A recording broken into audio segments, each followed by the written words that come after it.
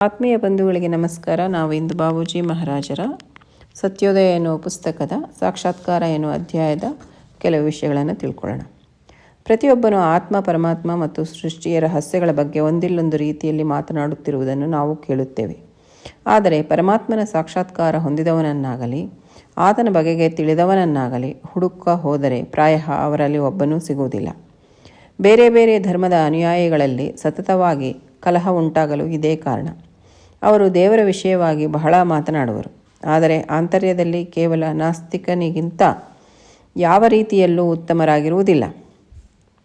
ದೇವರ ಅಸ್ತಿತ್ವವನ್ನು ಮಾತಿನಲ್ಲಿ ಒಪ್ಪಿದರೂ ಹೃದಯದಲ್ಲಿ ಆ ಬಗ್ಗೆ ಪೂರ್ಣ ನಿರ್ಲಕ್ಷ್ಯದಿಂದಿರುವಂತೆ ಕಾಣುವರು.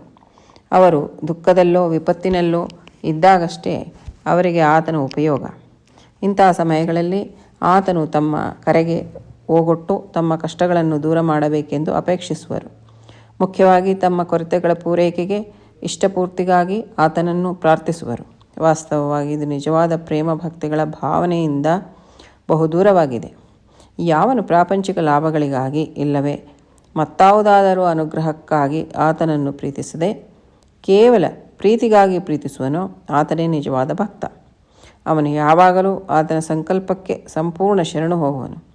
ಒಳ್ಳೆಯದಿರಲಿ ಕೆಟ್ಟದಿರಲಿ, ಪ್ರಿಯವಿರಲಿ ಅಪ್ರಿಯವಿರಲಿ, ತನಗೆ ದಯಪಾಲಿಸಿದವರನ್ನು ತುಂಬ ಸಂತುಷ್ಟಿಯಿಂದ ಇರುವನು. ಸಂತೋಷ ದುಃಖಗಳಲ್ಲಿ ಆತನಿಗೆ ಯಾವ ಅರ್ಥವೂ ಇರುವುದಿಲ್ಲ. ಪ್ರತಿಯೊಂದು ವಸ್ತುವು ಅವನಿಗೆ ತನ್ನ ಪ್ರಿಯತಮನಿಂದ ಬಂದ ಕಾಣಿಕೆಯಾಗಿರುವುದು. ಎಲ್ಲ ವಿಷಯಗಳಲ್ಲಿಯೂ ಇಂಥ ಪೂರ್ಣ ತ್ಯಾಗ ಮತ್ತು ನಿಶ್ಶಂಕ ಮನೋಭಾವವು ಶ್ರೇಷ್ಠ ಪ್ರಕಾರದ ಭಕ್ತಿಯಾಗಿದೆ. ದೇವರು ಸಂಕಲ್ಪ ಮಾಡಿದರೆ ತನಗೆ ಬೇಕಾದುದನ್ನೆಲ್ಲ ಕೊಡುವನೆಂದು ತಿಳಿದು ಯಾವಾಗಲೂ ದೇವರನ್ನೇ ಅವಲಂಬಿಸಿ ಸ್ವತಃ ಏನನ್ನೂ ಮಾಡದೆ ಸೋಮಾರಿಯಾಗಿ ಕೊಡಬೇಕೆಂಬುದು ಸಮರ್ಪಣದ ಅರ್ಥವಲ್ಲ. ತಮಗೆ ತಾವು ಸಹಾಯ ಮಾಡಿಕೊಳ್ಳುವವರಿಗೆ ದೇವರು ನೆರವನ್ನು ನೀಡುವನೆಂಬುದು ಸಾಮಾನ್ಯ ಗಾದೆ ಇದೆ.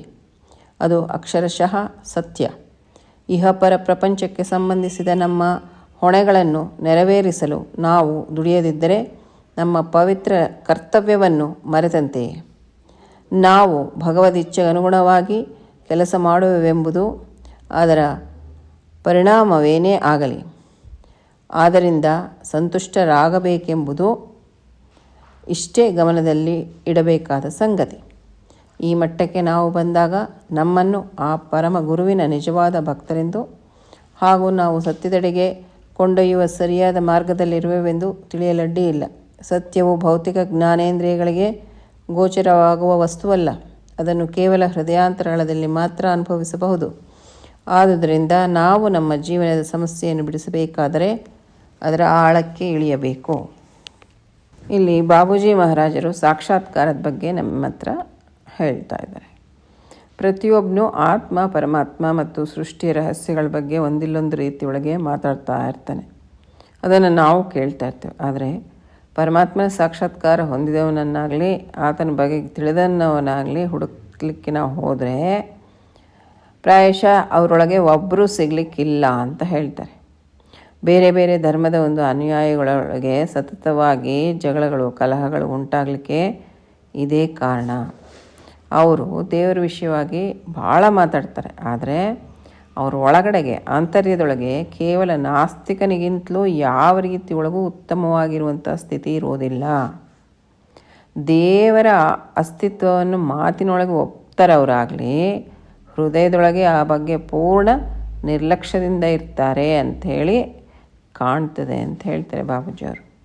ಅವರು ದುಃಖದೊಳಗೆ ಇರಬೇಕಾದ್ಲೋ ಅಥವಾ ವಿಪತ್ತಿನಲ್ಲಿರಬೇಕಾದ್ರೋ ಇದ್ದಾಗೋ ಅವರಿಗೆ ಆವಾಗ ದೇವರ ಒಂದು ಉಪಯೋಗ ಆಗ್ತದೆ. ಇಂಥ ಸಮಯಗಳೊಳಗೆ ಭಗವಂತ ತಮ್ಮ ಕರೆಗೆ ಓಗೊಟ್ಟು ಅವ್ರ ಕಷ್ಟಗಳನ್ನೆಲ್ಲ ದೂರ ಮಾಡಬೇಕು ಅಂಥೇಳಿ ಅಪೇಕ್ಷಿಸ್ತಾರೆ. ಮುಖ್ಯವಾಗಿ ನಮ್ಮ ಕೊರತೆಗಳ ಪೂರೈಕೆಗೆ ಇಷ್ಟಪೂರ್ತಿಗಾಗಿ ಆತನನ್ನು ಪ್ರಾರ್ಥಿಸ್ತಾರೆ. ನಿಜವಾಗ್ಲೂ ಹೇಳಬೇಕು ಅಂದರೆ ಇದು ಸತ್ಯವಾದಂಥ ಪ್ರೇಮ ಭಕ್ತಿಗಳ ಭಾವನೆಯಿಂದ ಬಹಳ ದೂರ ಇದೆ ಅಂತೇಳಿ ಹೇಳ್ತಾ ಇದ್ದಾರೆ.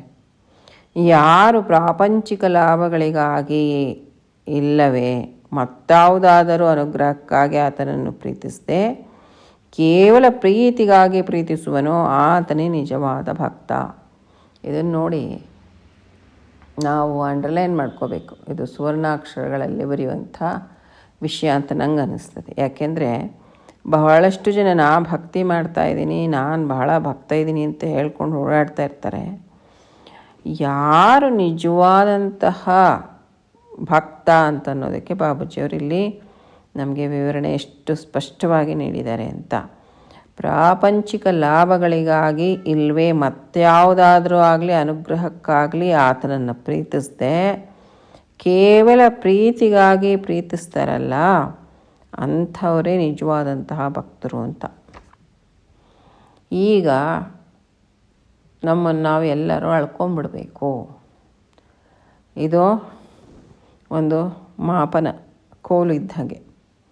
ಭಗವಂತನನ್ನು ನಾನು ಪ್ರೀತಿ ಮಾಡ್ತೀನಿ, ನಾನು ಭಕ್ತಿ ಮಾಡ್ತೀನಿ ಅಂತ ಹೇಳಿಕೊಂಡ್ರೆ ಅದರಲ್ಲಿ ಲೇಷ ಮಾತ್ರ ಕೂಡ ಪ್ರಾಪಂಚಿಕ ಲಾಭಗಳಿಗಾಗಿ ಇರಕೂಡ್ದು, ಅಥವಾ ಆತನ ಅನುಗ್ರಹ ಕೃಪೆಗಾಗಲಿ, ಈ ಬೇರೆ ಯಾವುದಾದ್ರೂ ಆಗಲಿ, ಅನುಗ್ರಹ ಅಂದರೆ ಯಾವುದೇ ವಸ್ತು ಆಗಲಿ ಅದಕ್ಕಾಗಲಿ ಇರದೆ ಕೇವಲ ಆತನನ್ನು ಪ್ರೀತಿಗಾಗೆ ಪ್ರೀತಿಸಬೇಕು ಅಂತ ಹೇಳ್ತಾರೆ. ಸೊ ಇದನ್ನು ನಾವು ಎಷ್ಟು ದಿವಸ ಮಾಡಿದ್ರೂ ಸರಿಯೇ, ಮಾಡದೇ ಇದ್ರೂ ಇವತ್ತಿಂದಾದರೂ ಮಾಡಲಿಕ್ಕೆ ಮೊದಲು ಶುರು ಮಾಡಬೇಕು. ಅಂದರೆ ಭಗವಂತನನ್ನು ನಾವು ಕೇವಲ ಪ್ರೀತಿಗಾಗಿಯೇ ಪ್ರೀತಿಸಬೇಕು. ಅದು ಒಳ್ಳೆಯದಿರಲಿ, ನಮಗೆ ಕೆಟ್ಟದಿರಲಿ, ಪ್ರಿಯ ಇರಲಿ, ಅಪ್ರಿಯ ಇರಲಿ, ನಮಗೇನು ಭಗವಂತ ದಯಪಾಲಿಸಿದ್ದಾನೆ ಅದರಿಂದ ನಾವು ತುಂಬ ಸಂತುಷ್ಟರಾಗಿ ಜೀವನ ಮಾಡಬೇಕು.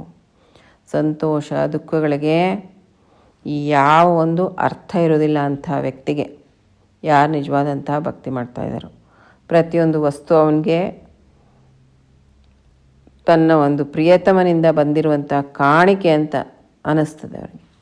ಎಲ್ಲ ವಿಷಯಗಳೊಳಗೂ ಇಂಥ ಪೂರ್ಣ ಒಂದು ತ್ಯಾಗ ಮತ್ತು ನಿಶ್ಶಂಕ ಮನೋಭಾವ ಏನಿದೆಯಲ್ಲ, ಅದು ಶ್ರೇಷ್ಠ ಪ್ರಕಾರದ ಭಕ್ತಿ ಅಂತ ಹೇಳ್ತಾ ಇದ್ದಾರೆ.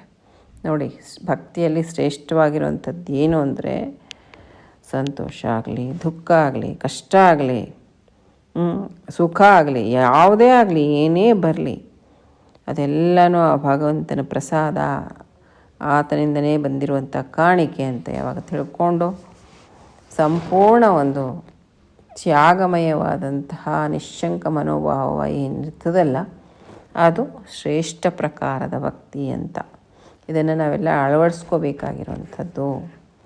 ದೇವರು ಸಂಕಲ್ಪ ಮಾಡಿದ್ರೆ ಆತನಿಗೇನು ಬೇಕಾದನ್ನೆಲ್ಲ ಕೊಡ್ತಾನೆ ಅಂತೇಳಿ ಅಂದ್ಕೊಂಡು ಯಾವಾಗಲೂ ದೇವರನ್ನೇ ಅವಲಂಬಿಸ್ತಾ ಸ್ವತಃ ತಾವು ಏನೂ ಮಾಡದೆ ಸೋಮಾರಿಗಳಾಗಿ ಕೂತಿರ್ತಾರಲ್ಲ, ಅವರದ್ದು ಆತ್ಮಸಮರ್ಪಣ ಭಾವದ ಒಂದು ಅರ್ಥನೇ ಇಲ್ಲ ಅವರಲ್ಲಿ. ಯಾಕೆಂದರೆ ಬಾಬೂಜಿಯವ್ರು ಏನು ಹೇಳ್ತಾ ಇದ್ದಾರೆ, ಸೋಮಾರಿಗಳಾಗಿ ಕೂಡಬೇಕಂಥೇಳಿ ಅರ್ಥ ಅಲ್ಲ ಇದು.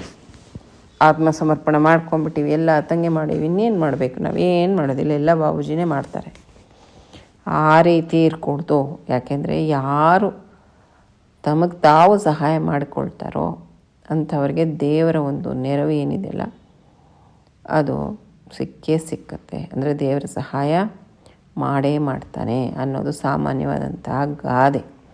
ಅದು ಅಕ್ಷರಶಃ ಸತ್ಯ ಅಂತ ಹೇಳ್ತಾರೆ ಬಾಬೂಜಿ ಮಹಾರಾಜರು. ಇಹಪರ ಪ್ರಪಂಚಕ್ಕೆ ಸಂಬಂಧಿಸಿರುವಂಥ ನಮ್ಮ ಕೆಲಸ ಕಾರ್ಯಗಳಾಗಲಿ ಹೊಣೆಗಳಾಗಲಿ ನೆರವೇರಿಸಲಿಕ್ಕೆ ನಾವು ದುಡಿಯದಿದ್ದರೆ ನಮ್ಮ ಪವಿತ್ರ ಕರ್ತವ್ಯವನ್ನು ನಾವು ಮರ್ತಂತೆ ಲೆಕ್ಕ.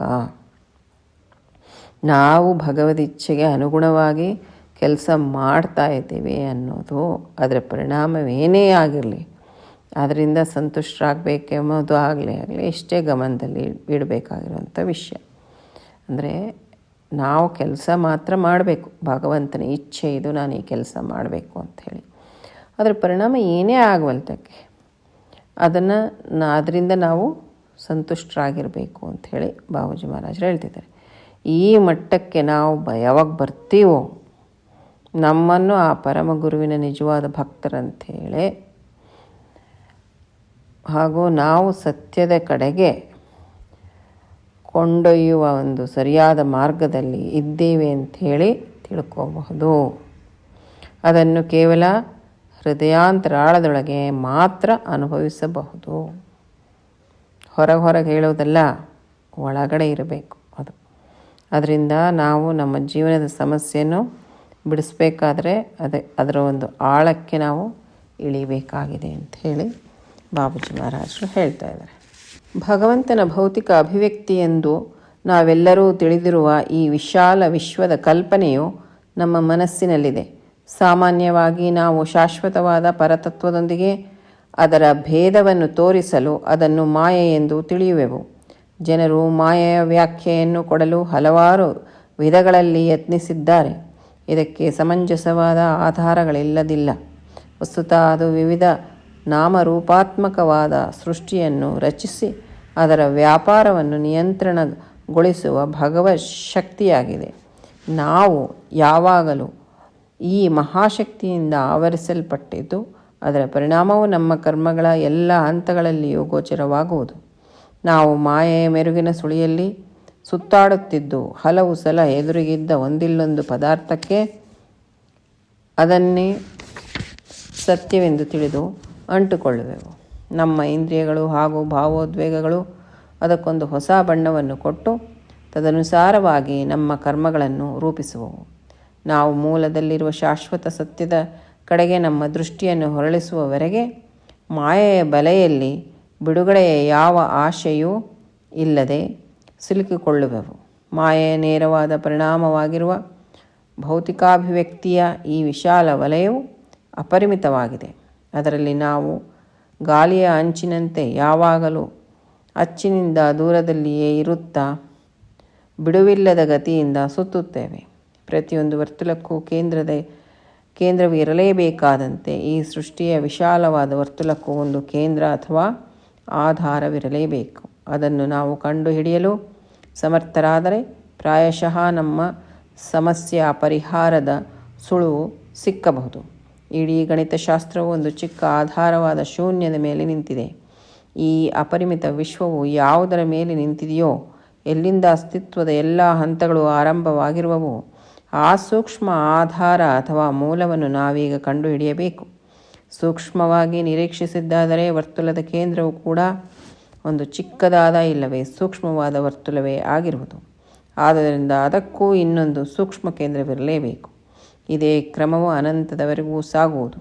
ಬೇರೆ ಶಬ್ದಗಳಲ್ಲಿ ಹೇಳುವುದಾದರೆ ಪ್ರತಿಯೊಂದು ಚಿಕ್ಕ ಅಥವಾ ಸೂಕ್ಷ್ಮ ವರ್ತುಲವು ಅದಕ್ಕಿಂತ ದೊಡ್ಡದಾದ ಹೊರಗಿನ ವೃತ್ತಕ್ಕೆ ಕೇಂದ್ರವಾಗುವುದು. ಅದರ ಆದ್ಯಂತಗಳನ್ನು ಕಂಡುಹಿಡಿಯಲು ಬುದ್ಧಿಯು ಕುಂಠಿತವಾಗುತ್ತದೆ. ಇದೇ ಪ್ರಕಾರ ಈ ಸ್ಥೂಲವಾದ ಭೌತಿಕ ವಿಶ್ವದ ಹಿಂದೆ ಇದಕ್ಕೆ ಕೇಂದ್ರ ಅಥವಾ ಕಾರಣವಾದ ಮತ್ತೊಂದು ಸೂಕ್ಷ್ಮ ವಿಶ್ವವಿರುವುದು. ಆ ಸೂಕ್ಷ್ಮ ಕೇಂದ್ರಕ್ಕೆ ಮತ್ತೊಂದು ಸೂಕ್ಷ್ಮತರ ವೃತ್ತದಿಂದ ಸೂಚಿಸಲ್ಪಡುವ ಇನ್ನೊಂದು ಕೇಂದ್ರವಿರಬೇಕು. ಬೇರೆ ವಿಧದಲ್ಲಿ ಹೇಳುವುದಾದರೆ ನಾವು ಅಸ್ತಿತ್ವದ ಈ ಸ್ಥೂಲ ರೂಪಕ್ಕೆ ಬರುವವರೆಗೆ ಕಲ್ಪನಾತೀತವಾದ ಈ ಸೂಕ್ಷ್ಮತಮ ಕೇಂದ್ರ ಬಿಂದುವಿಗೆ ಅಸಂಖ್ಯ ವೃತ್ತಗಳು ತಮ್ಮ ಸಮೀಪದ ಹೊರಗಿನ ವೃತ್ತಕ್ಕೆ ಕೇಂದ್ರವಾಗುತ್ತಾ ಹೋಗುವವು. ನಾವೀಗ ಮಾಡಬೇಕಾದುದೇನೆಂದರೆ ಸತ್ಯದ ಅಸ್ತಿತ್ವದ ಸ್ಥೂಲ ರೂಪದಿಂದ ಮಾನವನು ಮುಟ್ಟಲು ಸಾಧ್ಯವಾದ ದೂರದವರೆಗೆ ಸೂಕ್ಷ್ಮಾತಿ ಸೂಕ್ಷ್ಮವಾದ ಹಿಂದಿನ ರೂಪಕ್ಕೆ ತಿರುಗಿ ಹೋಗಬೇಕು. ಅಸ್ತಿತ್ವದ ನಮ್ಮ ಈಗಿನ ಸ್ಥಿತಿಯಲ್ಲಿ ನಾವು ಸ್ಥೂಲತೆಯ ವಲಯದೊಡನೆ ಸುತ್ತಲೂ ತಿರುಗುತ್ತಿರುವೆವು. ಸೂಕ್ಷ್ಮವಾದ ಮಂಡಲಗಳನ್ನು ಒಂದರ ಹಿಂದೊಂದು ದಾಟುತ್ತಾ ಕೇಂದ್ರ ಅಥವಾ ಮೂಲ ಕಾರಣದ ಕಡೆಗೆ ನುಗ್ಗುವುದೊಂದೇ ನಮಗಿರುವ ಆಶಾಕಿರಣ. ಅದೇ ಆಧ್ಯಾತ್ಮ ಶಾಸ್ತ್ರದ ಸಾರ. ಅತ್ಯಂತ ಸೂಕ್ಷ್ಮದಿಂದ ಅತ್ಯಂತ ಸ್ಥೂಲದವರೆಗಿನ ಇಡೀ ವಿಶ್ವದ ಮೂಲ ಕಾರಣವು ಆಧಾರ ಅಥವಾ ಬಿಂದುವು ಅದರ ಅತ್ಯಂತ ಅದ್ಭುತವಾದ ಕೇಂದ್ರವಾಗಿದೆ. ನಾವದನ್ನು ದೇವರೆಂದು ಬ್ರಹ್ಮವೆಂದು ಕರೆಯಬಹುದು. ಬಾಬೂಜಿ ಮಹಾರಾಜರಲ್ಲಿ ಏನು ಹೇಳ್ತಾ ಇದ್ದಾರೆ, ಭಗವಂತನ ಒಂದು ಭೌತಿಕ ಅಭಿವ್ಯಕ್ತಿ ಎಂದು ನಾವೆಲ್ಲರೂ ತಿಳಿದಿರುವಂತಹ ಈ ವಿಶಾಲವಾದಂತಹ ವಿಶ್ವ ಏನಿದೆಯಲ್ಲ, ಇದರ ಕಲ್ಪನೆಯೇ ನಮ್ಮ ಮನಸ್ಸಿನಲ್ಲಿ, ಎಲ್ಲರ ಮನಸ್ಸಿನೊಳಗೂ ಇದೆ. ಅಂದರೆ ಭಗವಂತ ಸೃಷ್ಟಿ ಮಾಡಿರೋದು ಈ ವಿಶ್ವವನ್ನು. ಸಾಮಾನ್ಯವಾಗಿ ನಾವು ಶಾಶ್ವತವಾಗಿರುವಂತಹ ಆ ಪರಮತತ್ವದೊಂದಿಗೆ ಅದರ ಭೇದವನ್ನು ತೋರಿಸಲಿಕ್ಕೆ ಅದನ್ನು ಮಾಯೆ ಅಂಥೇಳಿ ನಾವು ತಿಳಿತೇವೆ. ಜನರೇನೆಂದರೆ ಮಾಯೆ ಒಂದು ವ್ಯಾಖ್ಯೆಯನ್ನು ಕೊಡಲಿಕ್ಕೆ ಹಲವಾರು ವಿಧಗಳಲ್ಲಿ ಪ್ರಯತ್ನ ಮಾಡಿದ್ದಾರೆ. ಇದಕ್ಕೆ ಸರಿಯಾದಂತಹ ಆಧಾರಗಳಿಲ್ಲದೇ ಇರೋದರಿಂದ ವಸ್ತುತಃ ಅದು ವಿವಿಧ ನಾಮರೂಪಾತ್ಮಕವಾದಂತಹ ಸೃಷ್ಟಿಯನ್ನು ರಚಿಸಿ ಅದರ ವ್ಯಾಪಾರವನ್ನು ನಿಯಂತ್ರಣಗೊಳಿಸಲಿಕ್ಕೆ ಇರುವಂತಹ ಒಂದು ಭಗವತ್ ಶಕ್ತಿ ಆಗಿದೆ ಅಂತ ತಿಳ್ಕೊಳ್ತಾರೆ ಅಥವಾ ಹೇಳ್ತಾರೆ. ನಾವು ಯಾವಾಗಲೂ ಆ ಮಹಾಶಕ್ತಿಯಿಂದ ಆವರಿಸಲ್ಪಟ್ಟಿದ್ದೀವಿ. ಅಂದರೆ ನಾವು ಮಾಯೆಯೊಳಗಿದ್ದೀವಪ್ಪ, ಮಾಯೆಯೊಳಗಿದ್ದೀವಿ ಅಂತಂದರೆ ಆ ಶಕ್ತಿ ಏನಿದೆಯಲ್ಲ, ಈ ಸೃಷ್ಟಿಗೆ ರಚನೆಗೆ ಕಾರಣವಾಗಿರುವಂಥ ಆ ಶಕ್ತಿಯಲ್ಲಿ ನಾವು ಆವರಿಸಲ್ಪಟ್ಟಿದ್ದೇವೆ ಅಂತ ಅರ್ಥ. ಅದು ನಾವು ಮಾಯೆಯ ಒಂದು ಮೆರುಗಿನ ಸುಳಿಯೊಳಗೆ ಸುತ್ತಾಡ್ತಾ ಇದ್ದು ಭಾಳಷ್ಟು ಸಲ ಎದುರಿಗಿದ್ದ ಒಂದಿಲ್ಲ ಒಂದು ಪದಾರ್ಥಕ್ಕೆ ಅದನ್ನೇ ಸತ್ಯ ಅಂತ ತಿಳಿದು ನಾವು ಅಂಟ್ಕೊತೇವೆ. ಯಾವುದೋ ಒಂದು ಅದಕ್ಕೆ ಅಂಟ್ಕೊಂಡಿರ್ತೇವೆ, ಅದು ಸತ್ಯ ಅಂತೇಳಿ ತಿಳ್ಕೊತೀವಿ. ನಮ್ಮ ಇಂದ್ರಿಯಗಳು ಮತ್ತು ಭಾವೋದ್ವೇಗಗಳಿಗೇನಿದೆಯಲ್ಲ, ಅದಕ್ಕೆ ಒಂದು ಹೊಸ ಬಣ್ಣವನ್ನು ಕೊಟ್ಟು ಅದಕ್ಕೆ ಅನುಸಾರವಾಗಿ ನಮ್ಮ ಕರ್ಮಗಳನ್ನು ರೂಪಿಸ್ತಾ ಹೋಗ್ತದೆ. ಈ ಯಾವುದೇ ಉದಾಹರಣೆ ತಗೊಳ್ಳಿ. ಈಗ ಹೊಸದಾಗಿ ಮದುವೆ ಆಗಿದೆ ಅಂತಂದಾಗ ಹೆಂಡತಿಗೆ ಗಂಡನೇ ಪ್ರಪಂಚ, ಗಂಡನಿಗೆ ಹೆಂಡತಿನೇ ಪ್ರಪಂಚ, ಅದೇ ಸತ್ಯ ಅಂಥೇಳಿ ಭಾವಿಸ್ತಾರೆ. ಆ ಒಂದು ವಸ್ತುವಿನ ಹಿಂದೆಯೇ ನಮ್ಮ ಸಂಬಂಧ ಬೆಳೆಸ್ಕೊಂಡು ಬಂಧನದಲ್ಲಿ ನಾವು, ಅಂದರೆ ಆ ಮಾಯೆಯ ಒಂದು ಬಂಧನ ಅಲ್ಲಿ ಇರ್ತದೆ. ಯಾವಾಗ ಮಕ್ಕಳಾಯಿತು ಅಂದಾಗ ಮಕ್ಕಳ ಮೇಲೆ ಮತ್ತೆ ಅದು ಹೊರಡ್ತದೆ. ಅಂದರೆ ಆಮೇಲೆ ಮಕ್ಕಳು ದೊಡ್ಡವರು ಆಗ್ತಾ ಬಂದರು, ಅವ್ರ ಮದುವೆಗಳಾಗುತ್ತೆ, ಮತ್ತು ಹೀಗೆ ಪ್ರತಿಯೊಂದು ಮತ್ತು ಮೊಮ್ಮಕ್ಕಳು ಬರ್ತಾರೆ ಅವ್ರ ಮೇಲೆ. ಅಂದರೆ ಏನು, ಯಾವುದಾದ್ರೂ ಒಂದು ವಸ್ತುವಿನ ಮೇಲೆ ಅಥವಾ ಮನೆ ಅಥವಾ ಇನ್ನೊಂದು ಯಾವುದಾದ್ರೂ ವಾಹನಗಳು, ಹೀಗೆ ಯಾವುದೋ ಒಂದು, ಅಥವಾ ಬೇರೆ ಯಾವುದೋ ಒಂದು ಕೆಲಸ ಕಾರ್ಯಗಳು, ಕಚೇರಿಯ ಕಾರ್ಯಗಳು, ಅಥವಾ ಒಂದು ಸೋಷಿಯಲ್ ವರ್ಕ್ ಅಂತ ಹೇಳ್ಬೋದು, ಅದು ಯಾವುದೇ ತಗೊಳ್ಳಿ. ಮನುಷ್ಯ ಒಂದಿಲ್ಲ ಒಂದು ವಸ್ತುವನ್ನು ಅದನ್ನು ನಿಜ ಅಂತ ತಿಳ್ಕೊಂಡು ಅದ್ರ ಹಿಂದೆ ಓಡಾಡ್ತಾ ಇರ್ತಾನೆ, ಸುಳಿತಾ ಇರ್ತಾನೆ. ನಾವು ಮೂಲದೊಳಗಿರುವಂತಹ ಸತ್ಯದ ಕಡೆಗೆ ನಮ್ಮ ದೃಷ್ಟಿಯನ್ನು ಹೊರಳಿಸುವವರೆಗೆ ಮಾಯೆ ಬಲೆಯಲ್ಲಿ ನಾವು ಸಿಕ್ಕೇ ಇರ್ತೇವೆ. ಅಂದರೆ ಅದಕ್ಕೆ ಅನುಸಾರವಾಗಿ ನಾವೆಲ್ಲ ಕೆಲಸ ಕಾರ್ಯಗಳನ್ನು ಮಾಡ್ತಾ ಹೋಗ್ತೇವೆ, ಕರ್ಮಗಳನ್ನು ಮಾಡ್ತಾ ಹೋಗ್ತೇವೆ. ಯಾಕೆಂದರೆ ನಮ್ಮ ಇಂದ್ರಿಯಗಳು ಮತ್ತು ಭಾವೋದ್ವೇಗಗಳು ಅದಕ್ಕೊಂದು ಹೊಸ ಬಣ್ಣವನ್ನು ಕೊಟ್ಟು ಅದಕ್ಕೆ ಅನುಸಾರವಾಗಿ ನಮ್ಮ ಕರ್ಮಗಳನ್ನು ರೂಪಿಸ್ತಾ ಹೋಗ್ತದೆ. ಆಮೇಲೆ ಯಾವಾಗಾದರೆ ಮೂಲದ ಕಡೆಗೆ ದೃಷ್ಟಿ ಹೊರಳ್ತದೋ ಆವಾಗ ಈ ಬಂಧನದಿಂದ ವಿಮುಕ್ತಿ ಆಗ್ತದೆ. ಆಮೇಲೆ ಬಿಡುಗಡೆಯ ಯಾವ ಒಂದು ಆಸೆ ಇಲ್ಲದೆ ನಾವು ಮಾಯೆಯೊಳಗೆ ಸಿಕ್ಕೊಳ್ಳೋದು ಯಾವಾಗ ಅಂತಂತಂದರೆ, ನಮ್ಮ ದೃಷ್ಟಿ ಆ ಒಂದು ಶಾಶ್ವತ ಸತ್ಯದ ಕಡೆಗೆ ಹೊರಳಿಲ್ಲ ಅಥವಾ ನೆಲೆಸಿಲ್ಲ ಅಂದಾಗ ನಾವು ಆ ಮಾಯೆಯೊಳಗೆ ಸಿಕ್ಕಾಕೊಂಡಿರ್ತೀವಿ. ಮಾಯೆ ಒಂದು ನೇರವಾದಂಥ ಪರಿಣಾಮ ಆಗಿರುವಂಥ ಭೌತಿಕವಾದಂಥ ಒಂದು ಅಭಿವ್ಯಕ್ತಿ ಏನಿದೆಯಲ್ಲ, ಅದು ಈ ವಿಶಾಲ ವಲಯ. ಇದು ಅಪರಿಮಿತವಾಗಿರುವಂಥದ್ದು. ಅದರೊಳಗೆ ನಾವು ಒಂದು ಗಾಳಿಯ ಅಂಚಿನಂತೆ ಯಾವಾಗಲೂ ಅಂಚಿನಿಂದ ದೂರದಲ್ಲಿಯೇ ಇರ್ತಾ ಬಿಡುವಿಲ್ಲದೆ ನಾವು ಗತಿಯಿಂದ ಸುತ್ತುತ್ತಾ ಇರ್ತೇವೆ ಅಂಥೇಳಿ. ಒಂದು ಚಕ್ರದ ಒಂದು ಅಂಚಿರ್ತದಲ್ಲ, ಅಂಚು ಏನಿರ್ತದಲ್ಲ ಚಕ್ರಕ್ಕೆ, ಗಾಲಿಗೆ, ಅದು ಯಾವಾಗಲೂ ಅದು ದೂರದಲ್ಲಿ ಇದ್ರೂ ಆದರೆ ಅದು ಸುತ್ತಾ ಇರ್ತದೆ, ಹತ್ತಿರ ಇರೋದಿಲ್ಲ, ಆದರೆ ದೂರ ಇದೆ. ಒಂದು ಚಕ್ರದ ಒಂದು ಕೇಂದ್ರ ಬಂದ್ಬಿಟ್ಟು ನಾವು ಭಗವಂತ ಅಂತ ತಿಳ್ಕೊಂಡ್ರೆ, ಅದ್ರ ಸುತ್ತೂರ ಆ ಒಂದು ಚಕ್ರದಿಂದ ಆ ಒಂದು ಗಾಲಿ ತಿರುಗ್ತದಲ್ಲ, ಅಂಚು ದೂರದಲ್ಲಿ ಇರ್ತದೆ. ಚಕ್ರದ ಅಂಚು ಭಾಳ ದೂರದಲ್ಲಿ ಇರ್ತದೆ, ಕೇಂದ್ರ ಮಧ್ಯದಲ್ಲಿ ಇರ್ತದೆ. ಭಗವಂತನಿಂದ ಆ ಸುತ್ತು ಇರೋದನ್ನು ನಾವು ಮಾಯೆ ವಲಯ ಅಂತ ತಿಳ್ಕೊಂಡ್ರೆ ಹಾಗೆ ನಾವು ಸುತ್ತಾ ಇರ್ತೇವೆ ಅದಕ್ಕೆ ಅಂಟ್ಕೊಂಡು. ಆದರೆ ಭಗವಂತ ಸೆಂಟರ್ನಲ್ಲಿ ಇರ್ತಾರೆ, ಒಂದು ಪಾಯಿಂಟ್. ಅದು ಯಾವುದಕ್ಕೂ ಟಚ್ ಇರೋದಿಲ್ಲ, ಅದಕ್ಕೆ ಯಾವುದಕ್ಕೂ ಅಂಟ್ಕೊಂಡಿರೋದಿಲ್ಲ ಅದು. ಆದರೆ ಚಕ್ರ ತಿರುಗ್ತಾ ಇರ್ತದೆ. ಹಾಗೆಯೇ ನಮ್ಮದು ಅದನ್ನು ನಾವು ಕಂಡು ಹಿಡಿಲಿಕ್ಕೆ ಸಮರ್ಥರಾದರೆ ಪ್ರಾಯಶಃ ನಮ್ಮ ಸಮಸ್ಯೆ ಏನಿದೆಯಲ್ಲ ಅದು ಪರಿಹಾರ ಆದಂಗೆ, ಅದ್ರ ಸುಳು ಸಿಕ್ಕಂಗೆ. ಅಂದರೆ ಆ ಕೇಂದ್ರ ಯಾವುದಪ್ಪ ಈ ಚಕ್ರವನ್ನು ತಿರುಗಿಸ್ತಾ ಇದೆಯಲ್ಲ ಗಾಲಿನ ಅಂಥೇಳಿ ಅಂದರೆ ಅದು ಬಂದ್ಬಿಟ್ಟು ಭಗವಂತ ಅಂಥೇಳಿ. ಅಂದರೆ ಈ ಇಡೀ ವಿಶ್ವದ ರಚನೆಯ ಒಂದು ಕೇಂದ್ರ ಯಾವುದು ಅಂತೇಳಿ ನಾವು ತಿಳ್ಕೊಂಡ್ರೆ ಆಯ್ತು, ನಮ್ಮ ಸಮಸ್ಯೆ ಪರಿಹಾರ ಆಗೋಯ್ತು. ಇಡೀ ಗಣಿತಶಾಸ್ತ್ರ ಎದ್ರ ಮೇಲೆ ಆಧಾರ ಪಟ್ಟಿದೆ ಅಂದರೆ ಶೂನ್ಯದ ಮೇಲೆ ನಿಂತಿದೆ ಅಂತ. ಅಂದರೆ ಗಣಿತಶಾಸ್ತ್ರ ಶುರು ಆಗೋದೇ ಶೂನ್ಯದಿಂದನೇ ಗಣಿತ ಶುರು. ಏನು ಇಲ್ಲದೆ ಇರೋದ್ರಿಂದ ಎಲ್ಲ ಬರುತ್ತೆ ಲೆಕ್ಕಗಳೆಲ್ಲ. ಆದರೆ ಈ ಒಂದು ಅಪರಿಮಿತವಾದಂತಹ ವಿಶ್ವವು ಯಾವುದ್ರ ಮೇಲೆ ನಿಂತಿದೆಯೋ, ಎಲ್ಲಿಂದ ಅಸ್ತಿತ್ವದ ಎಲ್ಲ ಹಂತಗಳು ಆರಂಭ ಆಗಿದೆಯೋ ಆ ಸೂಕ್ಷ್ಮ ಆಧಾರ ಅಥವಾ ಮೂಲವನ್ನು ನಾವು ಕಂಡು ಹಿಡ್ಕೋಬೇಕು. ಇದು ಮುಖ್ಯ. ಇದು ಸಾಕ್ಷಾತ್ಕಾರದ ಒಂದು ಹಾದಿ. ಏನೋ ಬೇರೆ ಇದು, ಓ ನಾನು ಹಿಂಗೆ ಮಾಡಿದೆ, ನಂಗೆ ಹಂಗಾಗೋಯ್ತು, ಹಿಂಗೆ ಮಾಡಿದೆ, ಬಾಬೂಜಿ ಹಿಂಗೆ ಮಾಡಿಬಿಟ್ರು, ಬರೀ ಸಂಸಾರದೊಳಗೆ ನನ್ನ ಮಕ್ಳಿಗೆ ಹಿಂಗೆ ಮಾಡಿದರು, ನನ್ನ ಮಗಳಿಗೆ ಹಿಂಗೆ ಮಾಡಿದರು, ನನ್ನ ಅಣ್ಣಂಗೆ ಹಿಂಗೆ ಮಾಡಿದರು, ನನ್ನ ಗಂಡಂಗೆ ಹಿಂಗೆ ಮಾಡಿದರು, ನನ್ನ ಹೆಂಡ್ತಿಗೆ ಹಿಂಗೆ ಮಾಡಿದರು ಅನ್ಕೋತಾ ಬರೀ ಇದನ್ನೇ ಅನ್ಕೊತ ಕುತ್ಕೊಂಡ್ಬಿಟ್ಟಿವಿ. ಪ್ರಪಂಚದ್ದೇ ಮತ್ತೆ ಇಲ್ಲೇನು ನಾವು ಬಯಸ್ತಾ ಇರೋದೆಲ್ಲ ಪ್ರಾಪಂಚಿಕ ಸಹಾಯನೇ ಗುರುವಿಗೆ. ಅದಕ್ಕೆ ಗುರು ನಮ್ಗೆ ಭಾಳ ಒಳ್ಳೇದು ಮಾಡ್ತಾನೆ ಅಂದರೆ ನಾ ಹೇಳ್ತೇನೆ, ಎಲ್ಲವನ್ನ ಕತ್ತರಿಸಿ ಬಂಧನಗಳನ್ನೆಲ್ಲ ಬಿಡುಗಡೆಯಿಂದ ಮಾಡಿಬಿಟ್ರೆ ಆವಾಗ ಒಳಗಡೆ ಇರುವಂಥ ಸ್ಥಿತಿ ಏನಿರ್ತದಲ್ಲ ಅದು ಮನುಷ್ಯನಿಗೆ ಏಕ್ದಮ್ ತಟ್ಕೊಳ್ಳಿಕ್ಕೆ ಆಗೋದಿಲ್ಲ ಅಂತ. ಅದಕ್ಕೆ ಬಾಬೂಜಿಯವ್ರು ಹೇಳ್ತಾರೆ, ನಾನು ಅದಕ್ಕೆ ಫಸ್ಟು ಲಡ್ಡು ತಿನ್ನಿಸ್ತೀನಪ್ಪ ಎಲ್ಲರಿಗೆ, ಸಾಕ್ಷಾತ್ಕಾರದ ಅಂತಿಮ ಸ್ಥಿತಿ ಕೊಟ್ಟರೆ ಯಾರು ತಡ್ಕೋತಾರೆ ಅಂಥೇಳಿ ಅದಕ್ಕೆ ಲಡ್ಡು ತಿನ್ನಿಸ್ತಾ ಇದ್ದೀನಿ ಅಂತ. ಆ ಥರ ಲಡ್ಡು ತಿನ್ಕೊತ ಕೂತಂಗೆ ಆಯಿತು.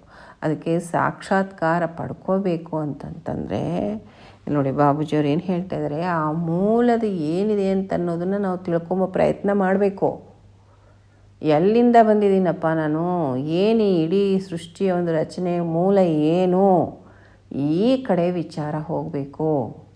ಅದು ಬಿಟ್ಟು ಬರೀ ನಮ್ಮ ಸಂಸಾರನೋ ಮಕ್ಕಳು ಹಾಗಂತೇಳಿ ಬಾಬೂಜಿಯನ್ನು ಬಿಟ್ಟು ಹೋಗ್ರಿ ಅಂತ ಹೇಳ್ತಾ ಇಲ್ಲ, ಅದನ್ನು ಕರ್ತವ್ಯ ಅಂತ ಮಾಡಿ ಅಂತ ಹೇಳ್ತಾ ಇದ್ದಾರೆ.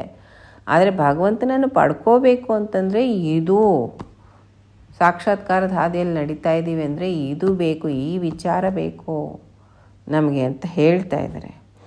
ಆದ್ದರಿಂದ ಬಾಬೂಜಿ ಏನು ಹೇಳ್ತಾ ಇದ್ದಾರೆ, ಈ ಗಣಿತ ಶೂನ್ಯದಿಂದ ಶುರು ಆಗ್ತದೆ. ಹಾಗೆ ಸೂಕ್ಷ್ಮವಾಗಿ ನಾವು ನಿರೀಕ್ಷೆ ಮಾಡಿದ್ದಾದರೆ ನಾವು ತಿಳ್ಕೋಬಹುದಾಗಿರುವಂಥದ್ದೇನು ಅಂದರೆ, ಆ ವರ್ತುಲದ ಕೇಂದ್ರವು ಕೂಡ ಒಂದು ಚಿಕ್ಕದಾದಂಥ ಇಲ್ಲ ಸೂಕ್ಷ್ಮವಾದಂತಹ ವರ್ತುಲವೇ ಆಗಿದೆ ಅಂತ.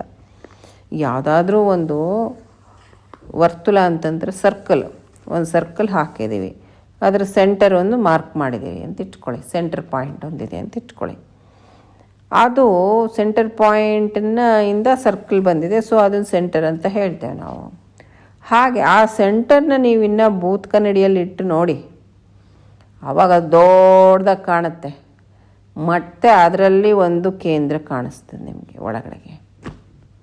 ಆ ಕೇಂದ್ರನ ಮತ್ತೆ ಬೂತ್ ಕನ್ನಡಿಯಲ್ಲಿ ಇಟ್ಟು ನೋಡಿದರೆ ಅದು ಒಂದು ದೊಡ್ಡ ವರ್ತುಲ ಥರ ಕಾಣಿಸ್ತದೆ, ಅದಕ್ಕೆ ಮತ್ತೊಂದು ಕೇಂದ್ರ ಇದ್ದಂಗೆ ಕಾಣುತ್ತೆ ಅಲ್ವಾ.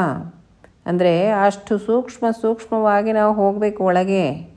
ಭಗವಂತನನ್ನು ಪಡ್ಕೋಬೇಕು ಅಂದರೆ, ತಿಳ್ಕೋಬೇಕು ಅಂದರೆ ಆ ಒಂದು ಕೇಂದ್ರದ ಒಂದು ನಾವು ಅನ್ವೇಷಣೆಯಲ್ಲಿ ತೊಡಗಬೇಕು ಅಂಥೇಳಿ ಬಾಬೂಜಿಯವರು ಹೇಳ್ತಾ ಇದ್ದಾರೆ. ಇದೇ ಕ್ರಮ ಏನಂದರೆ ಇದು ಅನಂತದವರೆಗೆ ಹಾಗೆ ಸಾಕ್ತಾ ಹೋಗ್ತದೆ. ಬೇರೆ ಶಬ್ದಗಳು ಹೇಳಬೇಕಂದ್ರೆ ಪ್ರತಿಯೊಂದು ಚಿಕ್ಕ ಅಥವಾ ಸೂಕ್ಷ್ಮ ವರ್ತುಲಕ್ಕೆ ಅದಕ್ಕಿಂತ ದೊಡ್ಡದಾಗಿರುವಂಥ ಹೊರಗಿನ ವೃತ್ತಕ್ಕೆ ಕೇಂದ್ರ, ಒಂದು ಚಿಕ್ಕ ವೃತ್ತ ಏನಿದೆಯಲ್ಲ ಅದು ದೊಡ್ಡ ವೃತ್ತಕ್ಕೆ ಕೇಂದ್ರ, ಮತ್ತು ಆ ದೊಡ್ಡ ವೃತ್ತ ಇನ್ನೊಂದು ದೊಡ್ಡ ವೃತ್ತಕ್ಕೆ ಕೇಂದ್ರ ಅಂತ ಮತ್ತೆ ವಾಪಸ್ ಬರ್ತಾ ಇದ್ದಾರೆ ಬಾಬೂಜಿಯವರು. ಇದೇ ಪ್ರಕಾರ ಈ ಸ್ಥೂಲವಾಗಿರುವಂತಹ ಭೌತಿಕ ವಿಶ್ವದ ಹಿಂದೆ ಇದಕ್ಕೆ ಕೇಂದ್ರ ಅಥವಾ ಕಾರಣವಾಗಿರುವಂಥ ಮತ್ತೊಂದು ಸೂಕ್ಷ್ಮ ವಿಶ್ವವಿರ್ತದೆ. ಈಗ ವಿಶ್ವ ನಮ್ಮದಿರೋದು ಒಂದು ದೊಡ್ಡ ವರ್ತುಲ ಅಂತೇಳಿ ಒಂದು ಹಾಕ್ಕೊಂಡಿದೆ, ಒಂದು ಸರ್ಕಲ್ ಅಂತಂದರೆ ಅದಕ್ಕೆ ಸೂಕ್ಷ್ಮವಾಗಿರುವಂತಹ ಒಂದು ಕೇಂದ್ರ ಇದೆ ಒಳಗಡೆಗೆ. ಆ ಕೇಂದ್ರದೊಳಗೆ ಮತ್ತಿನ್ನೊಂದು ಸೂಕ್ಷ್ಮವಾಗಿರುವಂಥದ್ದಿದೆ. ಬೇರೆ ಒಂದು ವಿಧದೊಳಗೆ ಹೇಳಬೇಕು ಅಂದರೆ ನಾವು ಅಸ್ತಿತ್ವದ ಈ ಸ್ಥೂಲ ರೂಪಕ್ಕೆ ಬರುವವರೆಗೆ ಕಲ್ಪನಾತೀತವಾದಂತಹ ಸೂಕ್ಷ್ಮತಮ ಕೇಂದ್ರ ಬಿಂದುವಿಗೆ ಅಸಂಖ್ಯ ವೃತ್ತಗಳು ಅದರ ಸಮೀಪದ ಹೊರಗಿನ ವೃತ್ತಕ್ಕೆ ಕೇಂದ್ರವಾಗ್ತಾ ಬಂದಿದೆ. ಭಗವಂತ ಅದನ್ನು ಸುತ್ತಿರೋ ಒಂದು ಸೂಕ್ಷ್ಮವಾದಂಥ ಕೇಂದ್ರ, ಆ ಸೂಕ್ಷ್ಮ ಕೇಂದ್ರದ ಸುತ್ತು ಇನ್ನೊಂದು ಸೂಕ್ಷ್ಮವಾದಂಥ ಕೇಂದ್ರ, ಅದರ ಸುತ್ತು ಇನ್ನೊಂದು ಸ್ವಲ್ಪ ಮತ್ತು ಸೂಕ್ಷ್ಮಕ್ಕಿಂತಲೂ ಇನ್ನೊಂದು ಚೂರು. ಹಾಗೆ ಈಗ ಏನು ಕಾಣ್ತಾ ಇದ್ದೀವಿ, ಈ ವಿಶ್ವ ಈ ಸ್ಥೂಲ ರೂಪವಾದಂಥ ಭೌತಿಕವಾದಂಥ ವಿಶ್ವದ ರಚನೆ ಆಗಿದೆ ಅಂತ ಹೇಳ್ತಾ ಇದ್ದಾರೆ ಬಾಬೂಜಿಯವರು.